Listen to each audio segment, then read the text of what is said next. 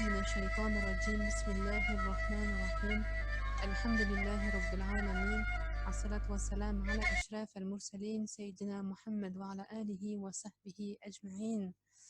Bienvenue à toutes et à tous à ce nouveau cours sur les compagnons du prophète Mohammed sallallahu alayhi wa sallam, un cours qui est tiré de l'ouvrage Des hommes autour du prophète de Khalid Mohammed Khalid, qui est un ouvrage aux éditions de la Maison des Nours. C'est un ouvrage que vous pouvez acheter, bien évidemment, que je vous conseille. Il est au prix de 15 € et il est trouvable sur Internet.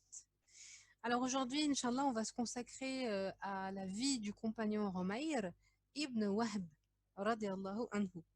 Alors déjà, ce compagnon-là, il faut savoir que c'était un Mecquois, donc qui vivait à la Mecque, et c'était un homme qui, à l'époque de la bataille de Badr, n'était pas encore converti.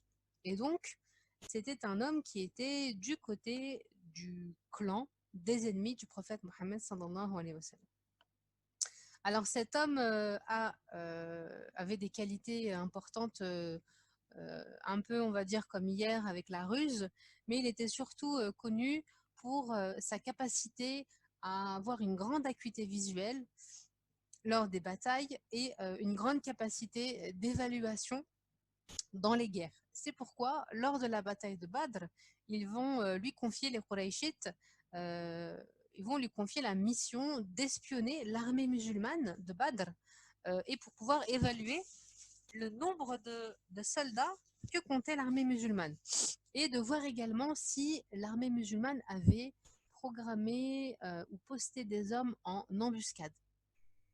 Et donc, Umayr ibn Wahb al-Jumahi va prendre son cheval, il va monter sur le dos de son cheval et il va faire un tour autour de l'armée musulmane. Il va ensuite revenir auprès des notables et il va leur dire que l'armée musulmane était à peu près composée de 300 hommes, plus ou moins. Et subhanallah, il avait raison, puisque c'était le nombre de soldats musulmans. Donc c'était juste pour vous dire que il avait une bonne capacité d'évaluation. Et ensuite, les Qurayshites vont lui demander si les musulmans avaient prévu des renforts lors de cette bataille, parce que vous savez que les Qurayshites étaient en nombre supérieur par rapport aux musulmans à Badr.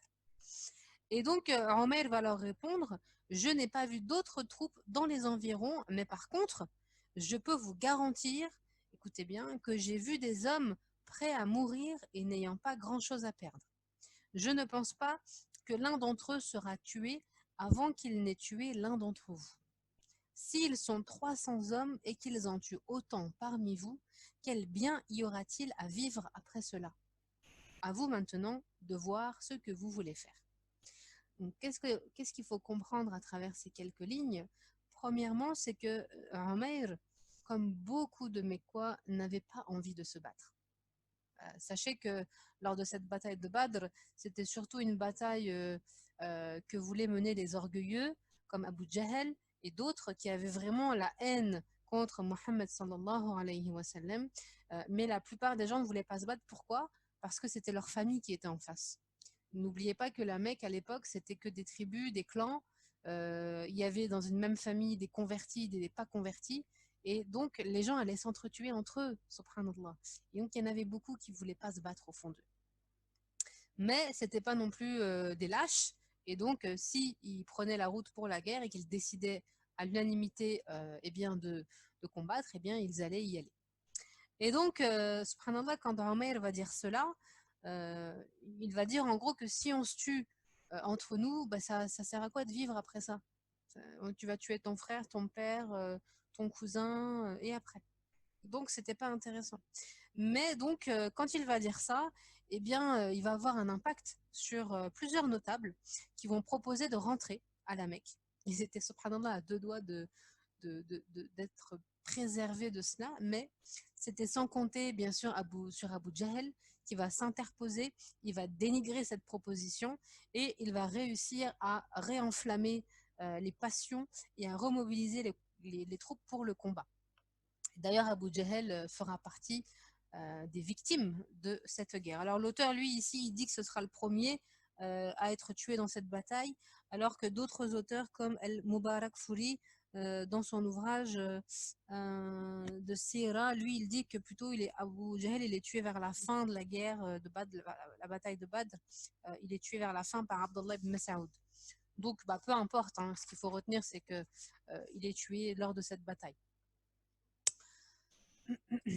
Alors, un jour après cette bataille, donc la bataille va être perdue par les Qurayshites, et un jour à la Mecque, vous avez Umayr qui va discuter avec son cousin qui s'appelle Safwan, que vous devez connaître, Safwan ibn Umayya, qui était le fils d'un grand notable Umayya de la Mecque. Et Umayya, du coup, avait été tué à Badr, euh, Umayya ibn Khalaf, et donc Safwan et Umayr avaient vraiment une grande rancune envers les musulmans. Et donc, nous allons écouter le témoignage de Urwa ibn Zubayr qui va nous raconter une longue conversation entre Safwan et Umayr.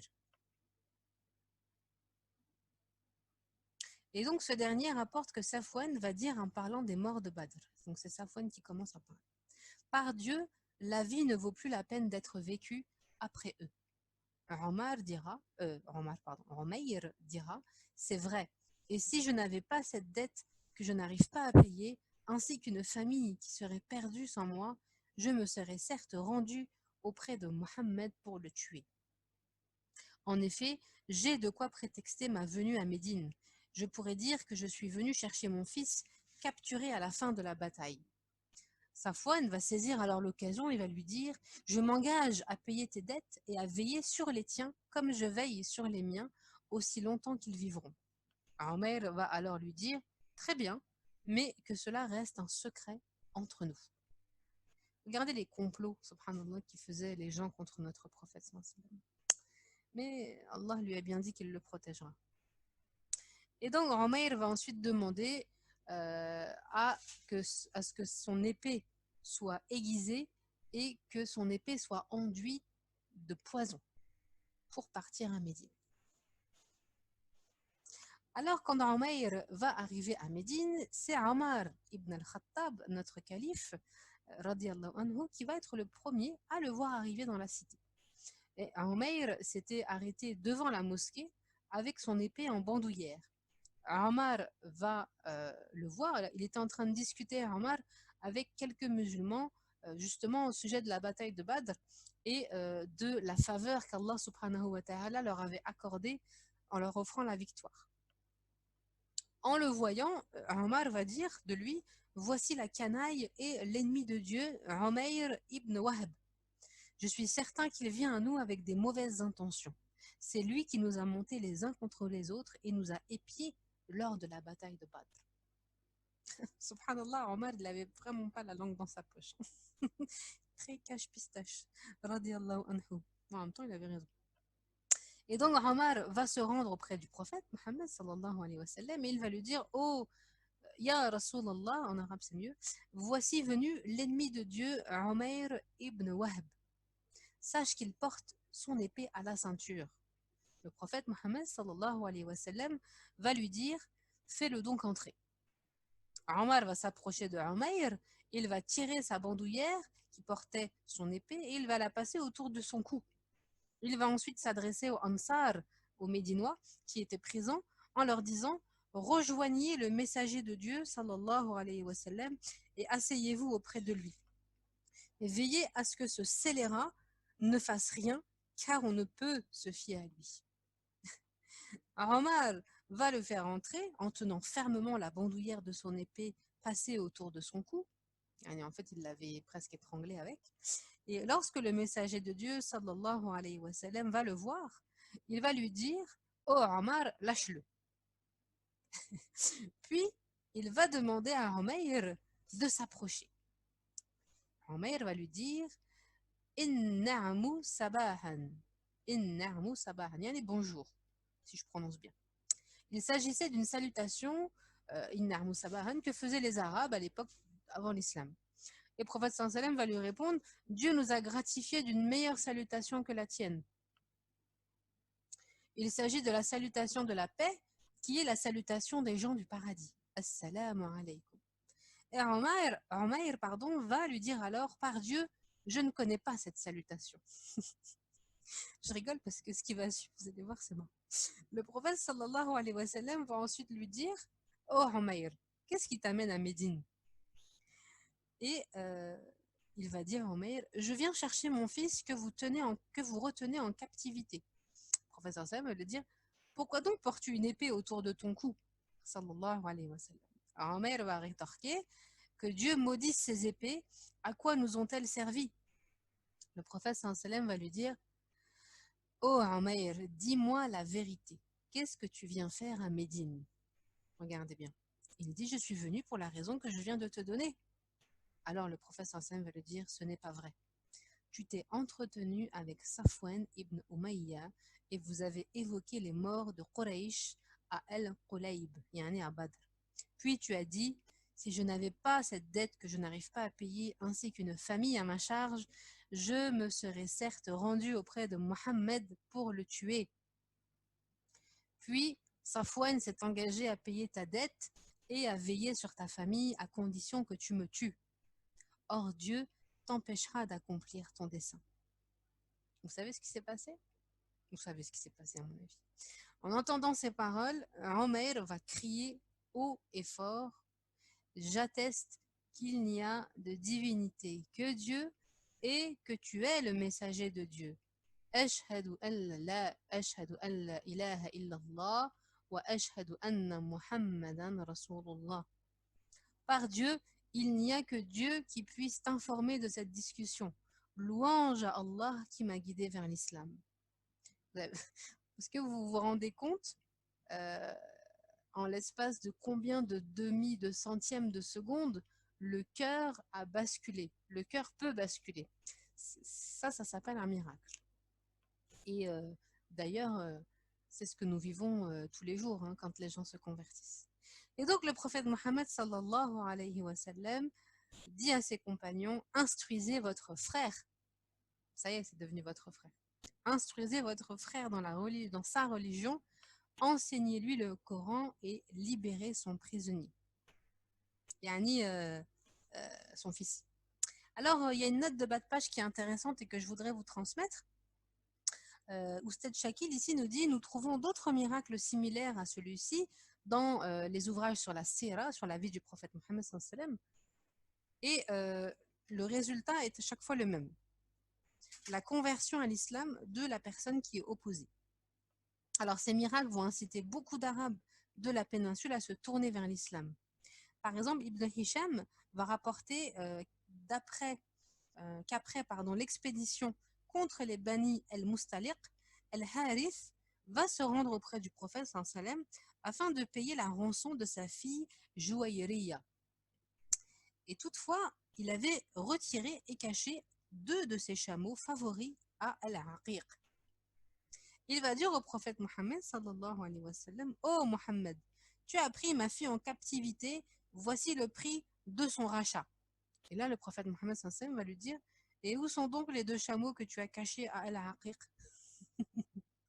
En entendant ces paroles, Al-Harith va se convertir tout de suite à l'islam en disant: Je jure que personne à l'exception de Dieu n'était au courant de cela. Les enfants d'Al-Harith, ainsi du coup que plusieurs membres de sa tribu, vont ensuite se convertir à l'islam face à ce miracle évident du prophète Mohammed sallallahu alayhi wa sallam. Donc c'est vraiment, à moi ça me fait rire, mais en fait c'est extraordinaire en fait ce genre de choses. Je ne sais pas si vous vous rendez compte. L'homme avec sa petite conception de la vie, ses petits stratagèmes à 2 francs, il vient, il croit qu'il va tuer le messager d'Allah et il arrive à passer en face de lui. Il lui dit: Pourquoi t'es venu? Et bon, je vais pas vous la refaire, mais en gros, il croit qu'il est intelligent, mais tel est prix qu'il croyait prendre, quoi. Et c'est fait de manière tellement classe que t'as juste envie de dire sallallahu alayhi wa sallam. Mohim. Et donc ensuite, Omer va devenir du coup musulman. Donc l'auteur nous dit: le diable des Quraysh va devenir un apôtre de l'islam. Et regardez comment cet homme, ce compagnon, radiallahu anhu, va changer le cours de son destin. Et donc, après sa conversion, Allah subhanahu wa ta'ala va lui donner la lumière dans son cœur. Et Omar ibn al-Khattab va dire: Je jure par celui qui détient mon âme entre ses mains que j'avais plus d'estime pour un porc que pour Umayr, avant qu'il ne vienne à Médine. Aujourd'hui, je l'aime plus que certains de mes enfants. Radiallahu anhu. Voilà, c'était ça, Omar. Il était aussi capable de changer son avis. Il n'avait pas d'orgueil ni de fierté. Et nous, on doit être comme ça. Quand on fait quelque chose et qu'après on se rend compte qu'on a mal fait, il faut revenir tout de suite. Et donc, Omer va se mettre à méditer sur l'islam, sur la clémence de celle-ci, sur la grandeur du prophète Mohammed sallallahu alayhi wa sallam, et il va se remémorer aussi son combat lors de la bataille de Badr. Il va se souvenir de toutes les manigances qu'il avait montées contre les musulmans avant qu'il ne quitte la Mecque. Et aujourd'hui, il s'est présenté au prophète sallallahu alayhi wa sallam pour le tuer. Subhanallah, tout son lourd passé lui pesait, et tout cela avait été subitement effacé en prononçant la shahada. L'islam, écoutez bien, est une religion qui est indulgente. Elle n'est pas une religion dure, elle n'est pas une religion qui pousse les gens en enfer. Au contraire, toutes les personnes que tu peux récupérer pour les emmener au paradis, récupère-les. Et l'islam est une religion pure et une assurance pour l'être humain hors du commun. Et l'islam, subhanallah, a le pouvoir, grâce à Rabbi, d'effacer les péchés. Tous les péchés passés en faisant oublier aux croyants tous les délits, les erreurs qu'il a fait, et c'est valable notamment pour un nouveau converti. Mais c'est valable aussi pour les musulmans. À partir du moment où tu fais taouba, tout s'efface, et n'oubliez pas la dua sur l'attribut d'Allah, al-afou. Allahumma innaka afoun tuhibbul afwa fa'fu anni. Il faut, pendant le ramadan, cette dua, il faut la dire tous les jours, tous les jours, tous les jours. C'est vraiment une dua exceptionnelle où on demande à Allah subhanahu wa ta'ala non pas d'effacer, de nous pardonner, mais de faire reset. Page blanche, zéro péché. Zéro péché. Et si Allah le veut, cela est possible. Et donc, Omer avait cette volonté, à partir du moment où il avait compris que tout était effacé de ce qu'il avait fait, il avait la volonté maintenant de devenir un musulman à part entière. Et il savait qu'il avait des droits, mais aussi des devoirs. Et c'est pourquoi il voulait absolument, subhanallah, avancer dans sa religion. Et l'auteur nous dit, Omar, qui voulait il y a quelques instants le tuer, eh bien, il était devenu maintenant pour Omar plus cher que ses enfants, plus cher que son fils. Et tout ça, ça s'est produit pourquoi? Parce que, en l'espace d'un seul instant, cet homme a déclaré sa conversion. Et donc ça prouve quoi, mes sœurs et mes frères? C'est que l'islam est une religion qui est noble et qui est grande. Et donc, comme je vous disais, Omeir va prendre conscience de ses devoirs et il va maintenant vouloir agir au nom de l'islam. Alors, il va souhaiter prêcher autant qu'il peut pour se faire entendre. Et il voulait aussi, à travers son sacrifice, son honnêteté et sa dévotion, rechercher bien sûr la satisfaction d'Allah et de son messager. Il va donc aller voir le prophète Mohammed et il va lui dire: ô messager de Dieu, par le passé, j'ai œuvré pour atteindre la lumière de Dieu et je me suis montré très agressif à l'égard des musulmans. Aujourd'hui, je souhaiterais que tu m'autorises à aller à la Mecque pour prêcher l'islam. J'espère voir Dieu guider les Mecquois vers le bon chemin. Sinon, laisse-moi nuire à leur religion comme j'ai pu nuire aux musulmans par le passé. Alors, subhanallah, il faut savoir aussi que Omer avait aussi souvenir de Omar ibn al-Khattab qui, lorsqu'il s'était converti, avait décidé de l'annoncer en public à toutes les personnes qu'il croiserait à la Mecque. Et du coup, Omer voulait faire la même chose. Il voulait aller à la Mecque et l'annoncer à tout le monde et prêcher un maximum pour amener avec lui du monde. Et puis, il va se souvenir de son vieil ami Safwan ibn Umayya, qui l'avait incité à tuer le prophète Mohammed sallallahu alayhi wa sallam. Et sachez que Safwan attendait des nouvelles de Omer à la Mecque pour savoir s'il avait accompli sa mission. Et donc, bien sûr, au début, il n'était pas au courant de sa conversion. Et qu'est-ce que faisait Safwan? Eh bien, chaque jour, régulièrement, eh bien, dès qu'il voyait des caravanes qui venaient de la Mecque, de Médine, pardon, eh bien, il leur demandait: est-ce que vous avez des nouvelles de Médine? Est-ce qu'il y a quelque chose à se mettre sous la dent? Puisque si c'était la mort du prophète Mohammed, sallallahu alayhi wa sallam, eh bien, vous pensez bien que c'est une nouvelle qui se serait répandue. Mais les réponses étaient toujours négatives, car personne n'avait entendu ou vu quelque chose d'anormal se produire à Médine.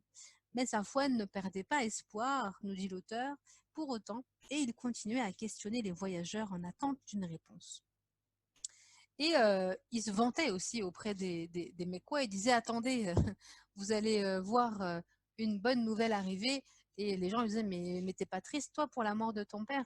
Et il se frottait les mains avec beaucoup de vanité et d'orgueil. Il disait, attendez, il y a une bonne nouvelle qui va arriver.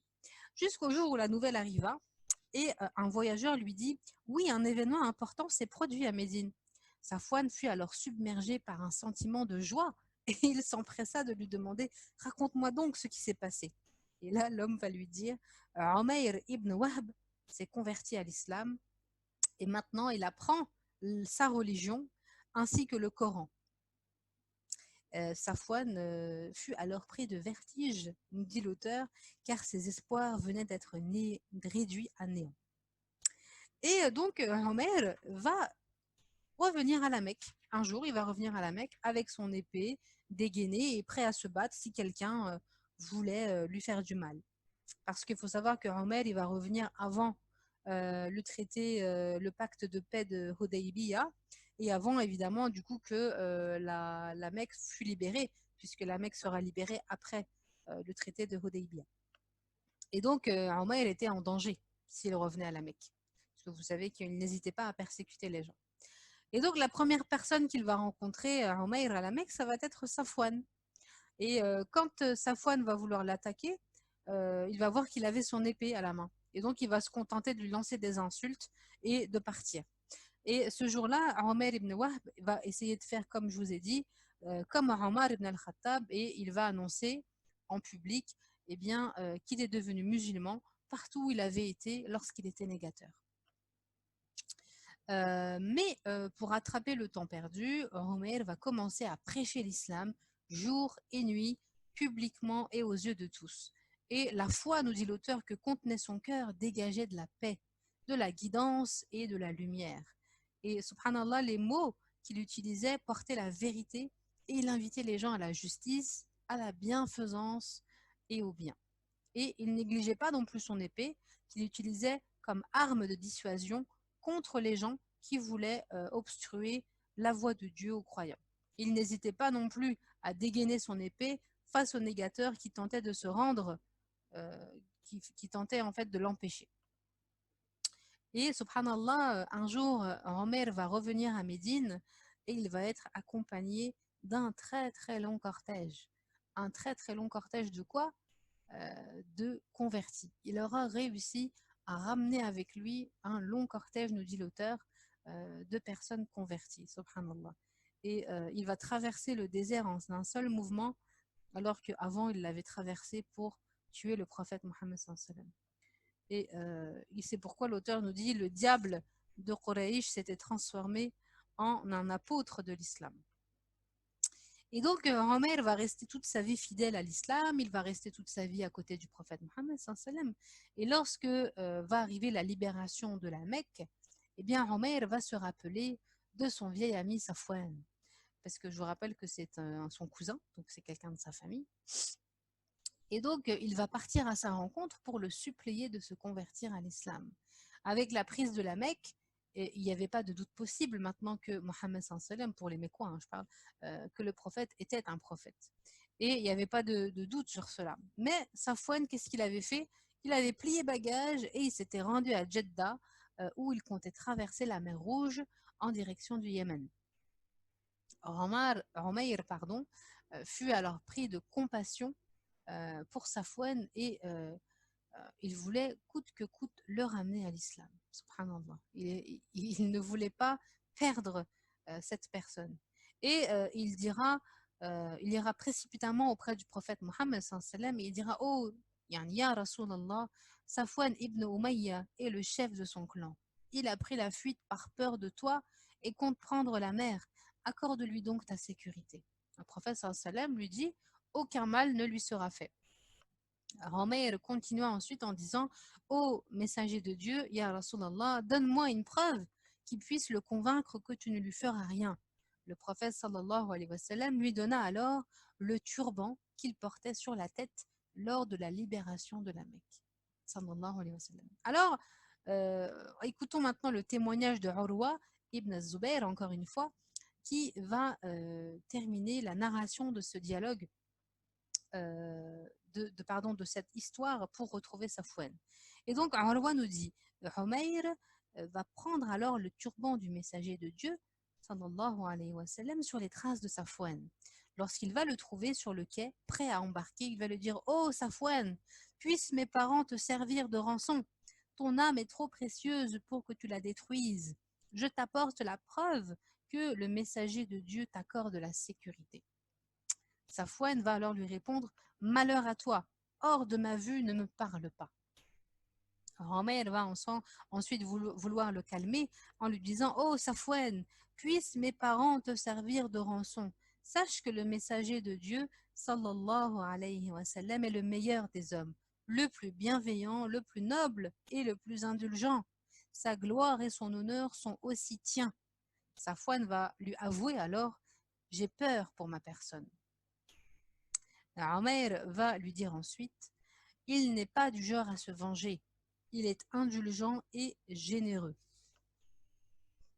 Alors ensuite, Safwan va rentrer à la Mecque auprès du messager de Dieu, sallallahu alayhi wa sallam, et il va dire au prophète: Celui-là prétend que tu m'as accordé la protection. Il parle comme ça. Le prophète sallallahu alayhi wa sallam va lui répondre: Il a dit vrai. Safwan ensuite va dire: Accorde-moi donc 2 mois pour réfléchir.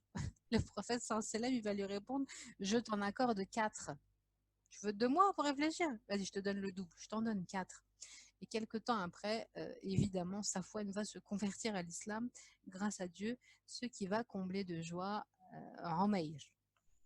Et donc, c'est ainsi que l'auteur finit la biographie de Umayr en nous disant que jusqu'à son dernier souffle, Umayr va poursuivre son cheminement vers Allah subhanahu wa ta'ala à la trace, en suivant les traces du prophète Mohammed sallam qui avait guidé les gens en les sortant des ténèbres vers la lumière.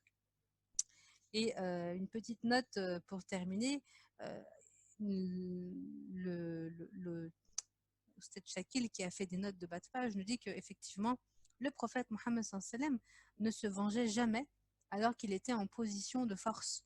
Ce comportement généreux et en même temps exceptionnel dans les mœurs arabes de l'époque ne laissait pas les gens indifférents.